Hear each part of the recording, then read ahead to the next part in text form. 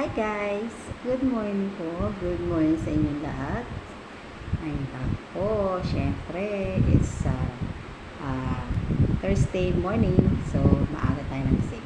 For today's video guys, so, reveal natin yung nangyari kagabi. Naglaba ako, sinampay, at muntik nang mabasa ng ulan.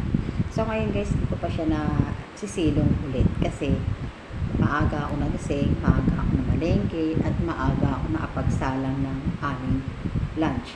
So, ang ulam natin ngayon for the lunch is nilagang pata. So, ngayon po, nagsaing na ako, nakasalang. At ngayon, eto, hinihiwa ko yung polyo and pechay. At yung patatas guys, nandun na. Napalambot ko na yung baboy, yung pata, kasi naka-pressure cooker naman siya. So, maaga tayo makakapagpahinga mamaya. Kaya niluto ko na to. At syempre, aalis si Father dahil sasamba.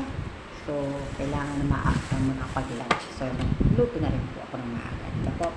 So, ngayon guys, ito po ngayon, hindi ko alam kung makikita nyo pa yung aking niluluto dahil medyo rush nga po ito kasi nga sasamba si tatay.